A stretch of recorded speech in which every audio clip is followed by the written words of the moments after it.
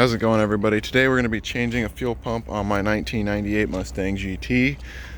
This should apply to any Mustang made between 94 and 04, and it should help with earlier and later ones, and it should also help with Ford trucks. So this particular car right here, it's kind of weird. In 98 they had a return style fuel system, and before and after this they actually had returnless. What that means is that fuel from the tank is supplied to the injectors, and anything that isn't injected in the engine is returned to the tank. So this car is going to have fuel lines that might look a little bit different than yours once I get down under there, but the basic procedure is exactly the same. The first thing you're going to want to do is pop the hood and pull a battery cable off. I'll do the negative one. Just tuck that under there because we are going to be working with electronics underneath the car, and we don't want to spark while we're working with fuel. The next thing you're going to want to do is come here and pop this valve stem cover off this little Schreider valve here, and you take and push this back. All right, get a key or something. I'll get my keys, and you push this stem down here. Now you can be fancy and get a little tube and catch the fuel that's going to come out of here, but I don't really care, so we're going to do that. Probably not the best thing to do, but I don't really care. And the purpose of that is just to bleed the fuel pressure out of the line, so that just happened there doesn't happen in our eyeballs when we're underneath the car. So the next thing you're going to want to do, leave the hood open if you do that, to let the fumes escape at the very least.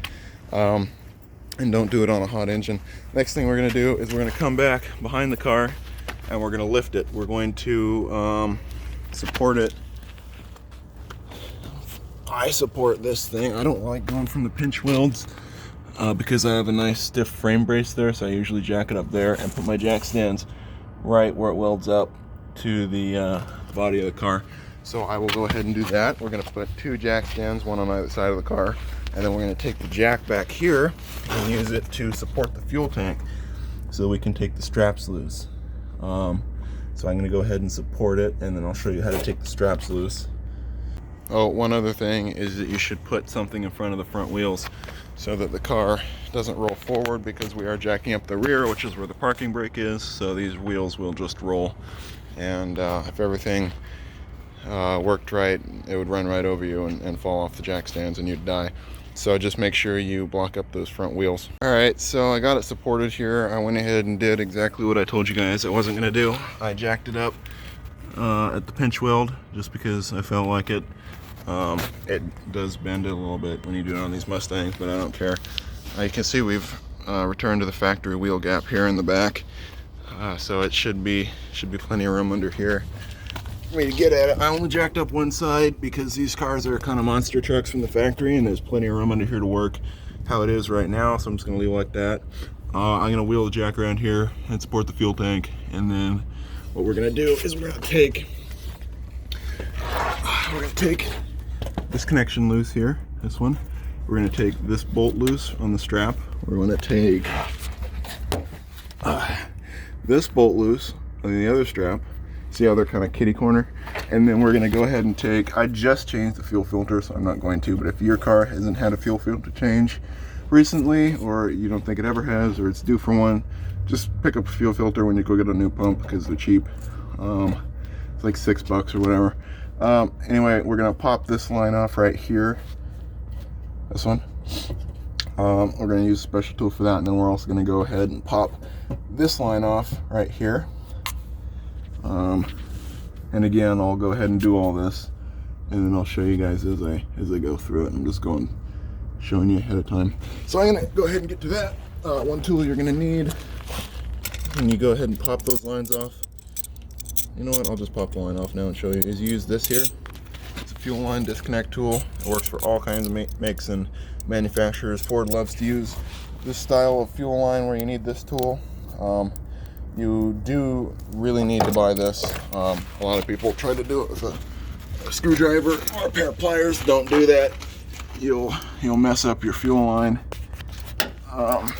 So what you do is you come back under here, pop this clip off. Oh, come on. And set this aside. It used to have a little retaining line on it to keep it dangling there, but I broke it off. So I'm gonna go ahead and set that aside. And you take this tool and you start with the smaller end because it's usually the smaller one. And you slip it over the line in there. Let's see if I can do it with one hand. You see what I did there? The idea is to get the tool inside that, and then there's a little clip in there, and you push it towards the fuel line. I might not be able to do it with one hand, but you get the idea. You force the tool in there. It feels like it's not working, but trust me, it is. It's just hard to tell. You force the tool in there and then push the line towards the tool also, and then you might not feel it release, but push it in until you feel like it's in there pretty good, and then try pulling it out. And the line should fall off. If it doesn't, just keep doing that until it does. You might feel a click, you might not. Usually I don't, but we're going to do that to this line and this line. And you can see this is the line going to the injectors. This is the return line. So if you have a newer one, you might not have this. You might only have to take this loose, but I have an old 98, so I have both. So I'm going to go ahead and take those loose, support the tank, take the straps loose I showed you, and then we'll go from there. All right, so I started to drop the tank. I got all those loose. There's some more stuff I'm going to show you on top, but before you do that, I actually forgot a couple bolts up here. I remembered them just in the nick of time. You got to take these 3 loose to hold the filler neck in. You just, that one, this one. Don't drop them in the gas tank. Just fish that guy out. I remember this strap for your fuel cap goes on the lower one. And that will now, you see how that's loose inside there now? So this whole filler neck is actually going to poke through this hole, and this stays connected to the gas tank, and it slips through this hole and drops down. You can see it under here. That whole thing, that whole gasket and everything pulls out of there when we lower the tank. So I'm going to keep doing that now, and it should.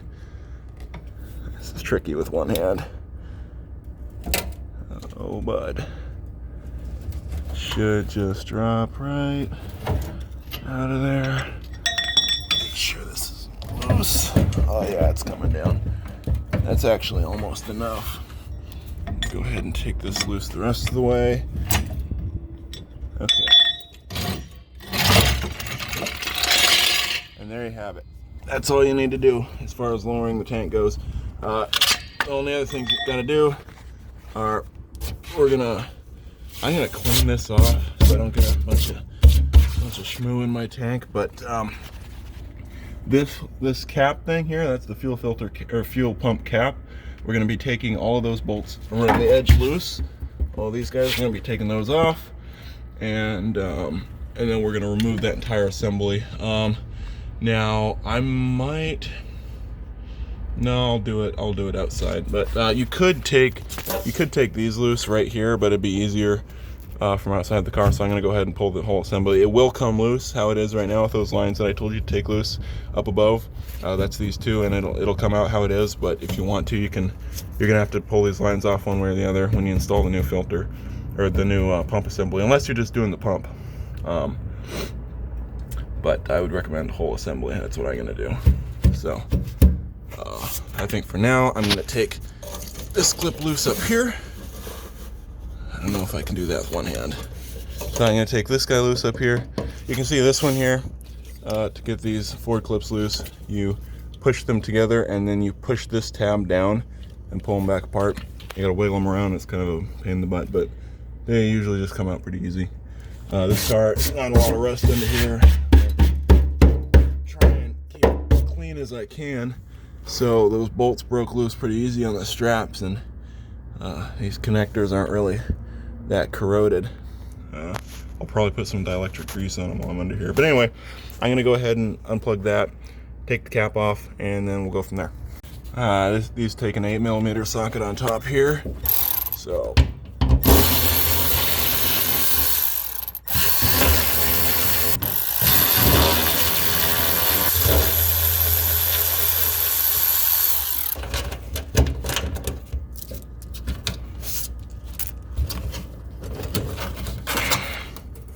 you might need to take a screwdriver.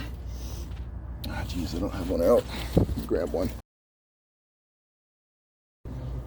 I'm just pretty lazy, so I gave up looking for something like a screwdriver when I found this. Here, trim removal tool, but you just pop in there, pry that cap up, and this whole thing will come out. Get out of there. Okay, so I gotta wrestle with that, but basically, let me show you the new pump so you guys know what you're doing. It's kind of tricky the first time you do it. I've actually done this a couple times, once on my O2 and once on a buddy's car, but basically what you do is you got to fish all these wires and stuff out, and you got to do this whether you're changing just the pump motor or this entire assembly. But what you do is you reach in there, you get all those wires and the cap off, and you reach in there and you see these two little clips. Those go into brackets that slide down into the bottom of the fuel tanks. What you do is you reach in there, grab the pump like this, push those clips in, and it'll pull up. Make sure you get them both at the same time, or else one side will stick and it gets to be a mess. But just grab those two, pull the whole thing out. Watch, be very careful. If you're rebuilding this and not replacing it, and even if you are replacing it, it's good to keep a good spare. Be very careful, this float sticks out to the side, and that's what tells your fuel gauge how much fuel is in there. So be very careful not to bend that, or else your gas gauge won't read right. And when we go ahead and put this back in, be careful not to bend that as well. So I'm gonna stick this back in its box. Oh, and these are 8 mil. I already told you that. Those are 8 mil. This up here is 10. The straps are 13, and that's actually pretty much all the sockets you'll need until we get into this thing. So I'm gonna go ahead and wrestle this thing out. Don't worry about those lines. We already took them loose. Here we go. All right, when you finally get the new pump lined up and installed, just make sure you put those lines facing back there, and you'll see like a hole in the sleeve for the float and another one for the sock. Tighten them down in a crisscross pattern like you would a tire. Plug your wiring harness back in. Then slide the jack back under there, and make sure the straps are in position before you do that. And then jack it up until you can get this lined up. You can see this gasket in here kind of moved, so make sure that's all lined up. This should kind of go back into position as it lifts up. If not, you might have to come out here and knock it into place. Then put those bolts back in, put your straps back on, and you're done. The only other thing you'll need to do is turn the key off and on a couple times when you start it up to prime the system. But yep, pretty easy.